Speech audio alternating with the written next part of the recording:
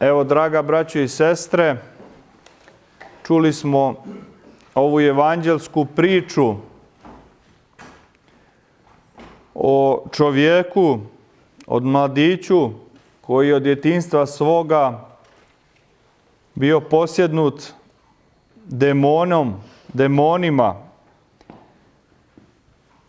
demonom koji ga bacaše i u vatru i u vodu i koji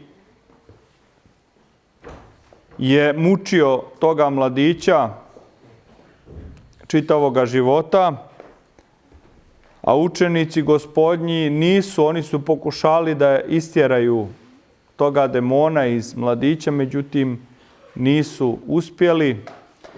I onda otac mladića je zamolio Gospoda da on to učini i Gospod to čini, istjera mladića, istjera duha zloga iz mladića. I kada su ga učenici zapitali zašto mi to ne mogasmo učiniti, on kaže ovaj rod se izgoni samo postom i molitvom. Znači samo postom i molitvom se izgoni zlo iz nas, zaoduh.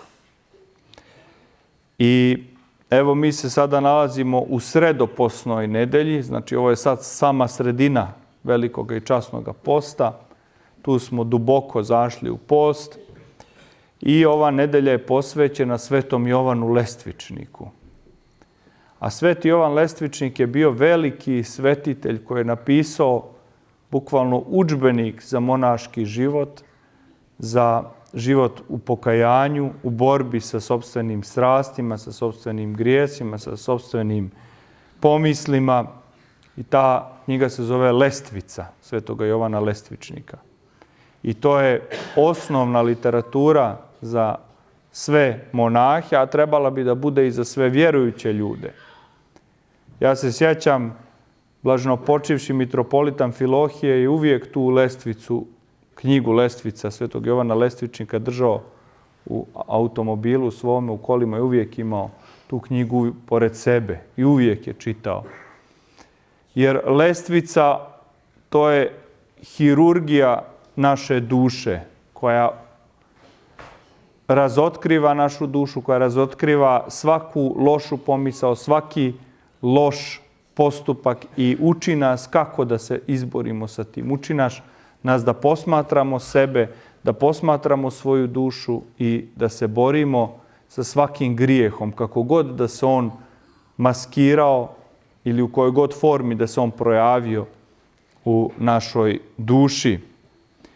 I ovo je vrlo dobar povod, ova nedelja Svetoga Jovana Lestvičnika, da se malo pozabavimo i svetom tajnom ispovijesti. Jer ovo je sad vrijeme velikoga posta, kada se mnogi ispovjedaju malo intenzivnije i više. Ali ono što sam ja primijetio kao sveštenik jeste da neki ljudi na neki način se ispovjedaju, drugi ljudi misle da se ispovjedaju ili uopšte se ne ispovjedaju.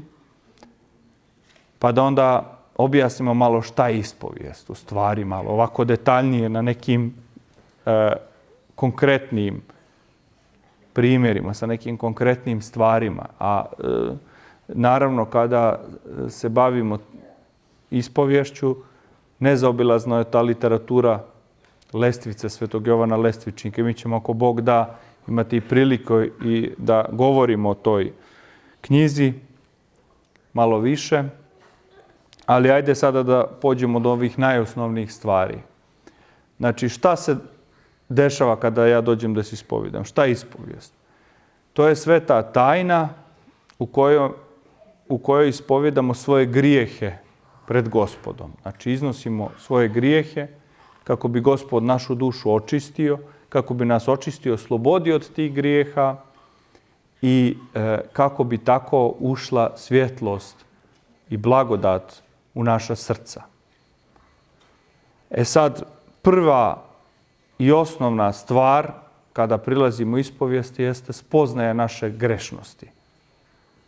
Jer dešava mi se da dođe neko i kaže ja nemam nikakve grijehe.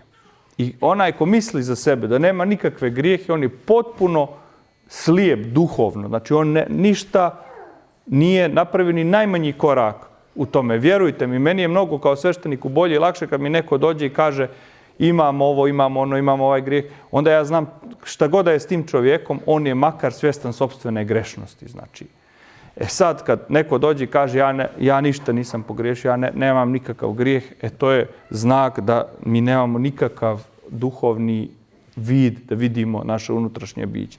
I ako dođemo i nemamo ništa da ispovijedimo, onda bolje da ne dolazimo na ispovijest, nego da fino sjednemo i da se zapitamo šta sam pogriješio. Da malo razmislimo.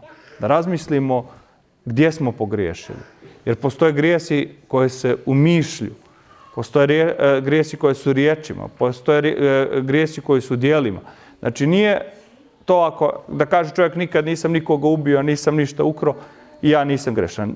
To na neki, to nije, ne govorimo o tom nivou, nego moramo da odemo malo dublje.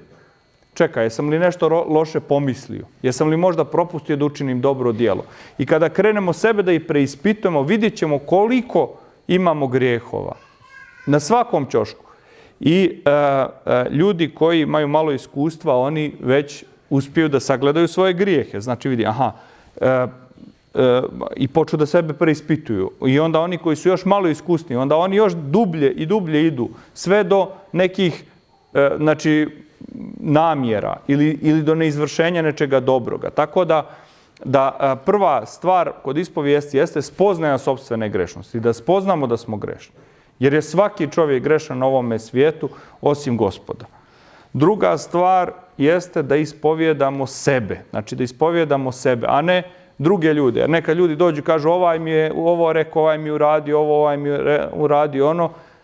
Mi nismo došli da ispovijedamo druge ljude, nego smo došli sebe da ispovijedamo. Znači da ispovijedamo ono što sam ja uradio, ono što sam ja pogrešio. Ne što mi je ovaj rekao ili što mi je onaj uradio ili što mi je onaj pomislio ili me pogledao. Znači to onda nije ispovijest, nego to osuđivanje nekog drugoga. Znači mi kad dolazimo, isto kao kad dođemo kod ljekara, mi ne dolazimo da govorimo ljekaru, onaj tamo čovjek je slomio nogu ili onaj je tamo udario se, nego govorimo šta je meni čovječe, šta je meni, šta je sa mnom. Znači ne govorimo šta je sa drugim ljudima, nego šta je sa mnom, šta je koji je grijeh u meni, šta sam ja pogriješio. Treća stvar, kada govorimo o ispovijesti, jeste ta da ispovijest nije ono što kaže neko i što neko misli da mi ja poput da kažem, da mu ispovijedim to. Ne, vi se ispovijedate Gospodu. Znači, ja sam tu kao sveštenik svjedok. I ja tu ništa ne mogu da uradim, osim da posvjedočim, da vam pročitam molitvu. Vi se ispovijedate Gospodu. Znači, iznosite to iz vašega srca, Gospodu, ono što je na vašoj duši. I pomolite se Gospodu da Gospod da svešteniku mudrost, da vam kaže, da mu da blagodat, da vam kaže ono što treba da bude za vas i za vas korisno. Evo ja kao sveštenik mogu da vam kažem svoje iskustvo.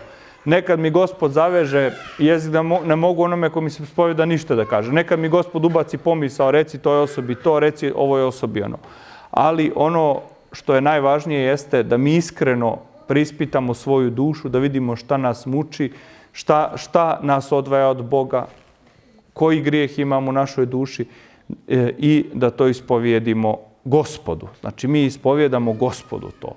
I ne da se stidimo. Znači nemojte da se stidite, jer Gospod je dao svešteniku isto taj neki poseban oklop blagodati, da on je tu, ali on uopšte to, znači kao što kad odete kod doktora, uopšte ne morate se stiditi, nećete vi kriti od doktora, jo, boli me noga, pa da se trudite dok ste kod njega da hodate ispravno iako vas boli, da ne bi doktor vidio vaš bol.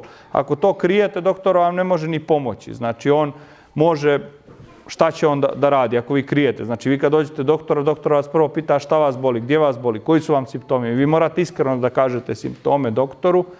A ovdje doktor nije sveštenik, nego je Bog doktor. Bog je onaj koji liječi našu dušu, a sveštenik je tu samo njegov asistent, pomoćnik, Tako da treba biti iskren na ispovijesti. Znači, ispovjediti ono što je najviše i najdublje nas odvaja od Gospoda. I nekad isto kad se ispovjeda moramo da znamo šta su prioritetne stvari da se ispovjedamo. Neko, na primjer, ispovjedi kaže, oče, malo sam se, ne znam, jeo sam nešto sa malo ulja ili a bio je post na vodi ili sam jeo, ne znam, nešto, ne znam da li imalo tragova mlijeka u prahu ili ne. I to mi je ispovjeda, a ne ispovjeda da se posvađao i potukao sa bratom, sa sestrom. Rekao, polako, to lako ćemo. Ako je to najveći problem, to ne moraš ni da ispovjedaš što si pojeo nešto na vodi, a ispovjedi ovo što je konkretno, ono što te muči.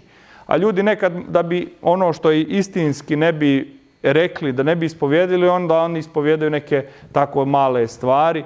Čovječe Božji, reci ono što gađa zmiju tačno u glavu. Tako je znao da kaže pokojni mitropolit Amfilohije, ono što te a svaki čovjek zna. Znači svaki čovjek zna šta njega najviše muči, šta ga odvaja od Boga, gdje je kratak, ali neko to hoće sebi da prizna, neko to neće sebi da prizna. I onda neko to zamaskira pa kaže ništa mi nemam, neko to u neke sitnice ide pa ispovjeda neke sitnice, ono glavno neće da ispovjedi, ali to su sve stvari koje nas odvajaju od toga da mi dobijemo pomoć od Gospoda, da dobijemo izlečenje, da dobijemo iscjeljenje. I to ne treba da nas čudi, zato što nas đavo napada. Đavo zna da kada se mi ispovjedamo, mi se oslobađamo iz njegovih kandži, iz njegove vlasti, iz njegovog... I onda nam na svaki način ubaca pomisli da mi izbjegavamo, da ne radimo to kako treba, da ne ispovjedimo sebe kako treba. Ili da se stidimo, ili da ignorišemo i ne vidimo svoj grijeh, ili da se fokusiramo na nešto malo sporedno, a da ne ispovjedimo ono glavno. Zato je umjetnost ispovijesti izuzetno važna. Znači, ko umije da se ispovijeda, on zna kako da ide putem spasenja. To je vrlo važno. I mi imamo tolike primjere. I onaj koji hoće, zaista koji hoće, on može. Ili čak nas đavo nekada tako zbuni da ne možemo u tom trenutku, sve se mi sjetimo pri ispovijesti, pripremimo se, dođemo, cak, blokiramo, ništa ne znamo da kažemo. Kao da nam je neko zavezao jezik. I onda neki mudri ljudi znaju, imaju malo iskustva i onda to sve zapišu. I onda onako dođu i pročitaju pred sveštenikom. Znači pročitaju to i to, imam da ispovjedim i onda odu se ispovijesti olakšani. Odu kao da im je pao teret, kamen za srca. Ako dođete na ispovijest, tu nešto formalno kažete i odete kao da ništa niste rekli, eto ispunio sam neku formu, nije to to. Znači morate da skupite, da se sebe pogledate, prispitate i kad to kažete, onda posle ispovijesti čovjek treba da osjeti olakšanje. Ono kao pad tog tereta, pad tog grijeha. Znači, kao kada čistimo našu kuću, pa kuća nam je puna smeća i prljavštine i zamislite sad neko dođe, malo promiješa metlom onako 1 minut, po sredini kuće lijevo, desno i izađe. Šta je on uradio? Ništa nije uradio. Znači mi moramo da izbacimo svo to smeće iz kuće i kada izbacimo smeće, onda taj smrad ode i odjednom u toj prostoriji koja je bila zagušljiva, nepodnošljiva da se boravi, odjednom prozračno, lijepo, radosno.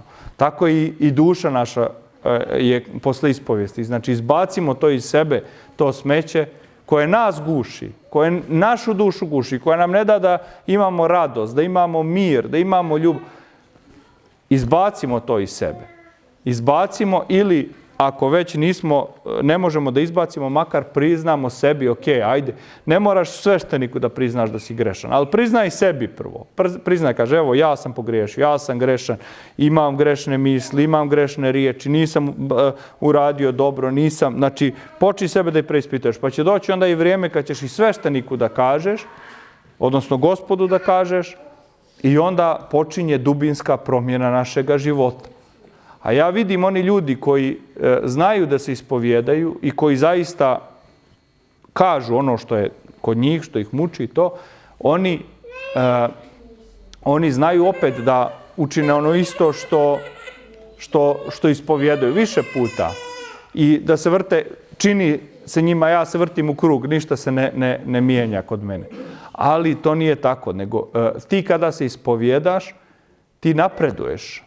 Iako se ponavlja to, desi se taj grijeh se ponavlja, pa opet, ali sama ta borba tvoja sa tim grijehom tebe vodi ka Gospodu, tebe vodi unaprijed. Ti se rveš, ti se boriš, ti tako jačaš kroz tu borbu i ti ne možeš ni da primijetiš možda taj svoj napredak. Gospod neće da ti dozvoli da to odmah primijetiš, zato što da ne bi upao u gordost, jer onda čovjek može da pomisli ja sam pobjedio taj grijeh. A čim pomisli, to je gorda pomisao, ja sam to pobjedio, odmah se gubi blagodat Božije. Nekad nam Gospod tako ne dozvoljava da mi vidimo naš duhovni napredak, da ne bismo upali u tu gordost i taj napredak pripisali sebi, nego nas drži tako u toj nekom stanju, ok, ja nemam, znači, u tom nekom stanju takvom da ne možemo mi da to vidimo, taj napredak, ali taj napredak svakako postoji, jer borba sa grijehom, ispovjedanje sa grijehom, rvanje sa grijehom,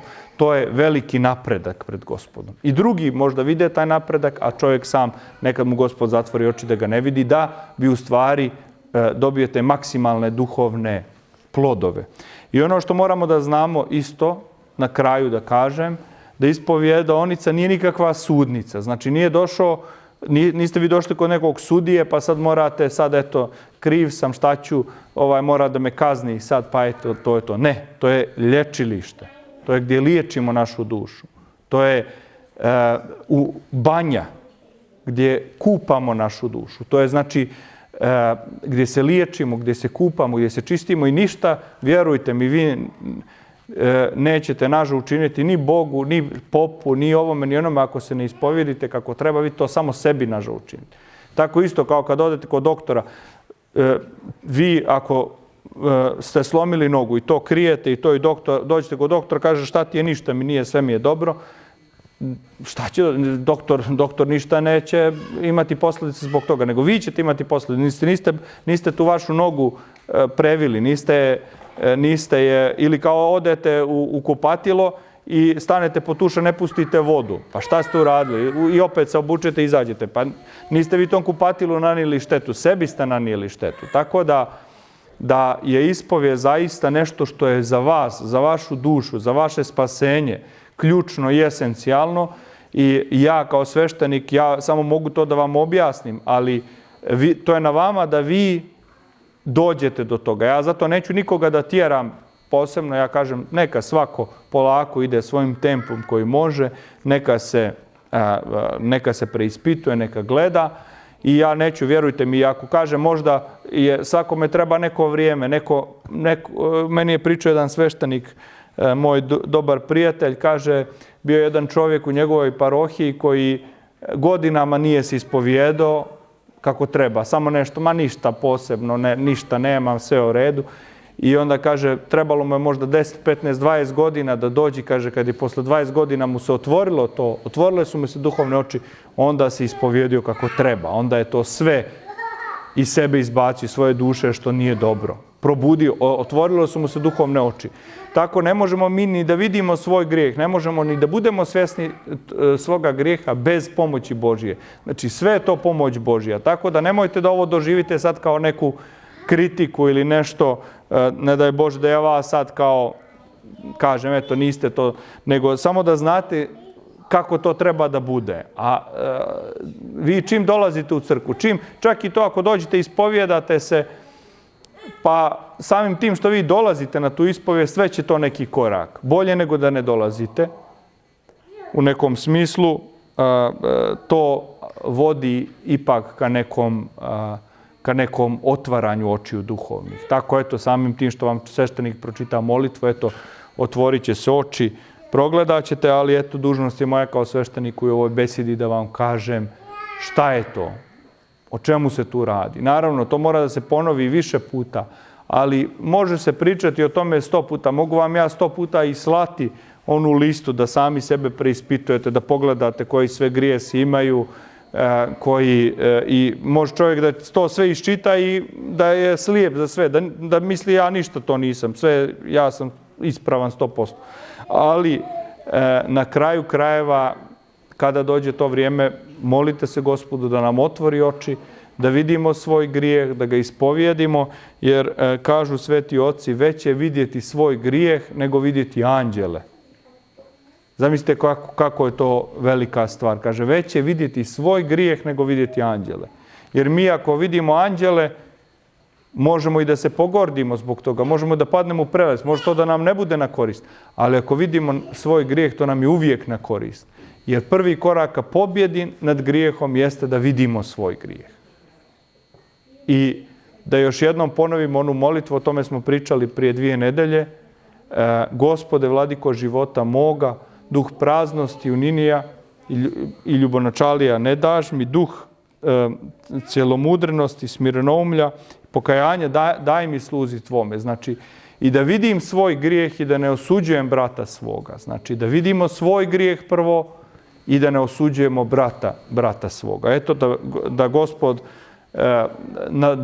da svako od nas ovdje na svetoj liturgiji koji smo ovdje prisutni da se potrudimo, da preispitamo sebe, da razmislimo o sebi, o svojoj duši, o svojim grijehovima i vidjet ćete kako će svako od nas početi bolje da se osjeća i da osjeća neko rasterećenje. Bez obzira da li se taj grijeh ponavljao ili se ne ponavljao, kada dođemo već jednom, probijemo tu barijeru i ispovjedamo pred Gospodom naš grijeh. To je velika stvar i veliki napredak.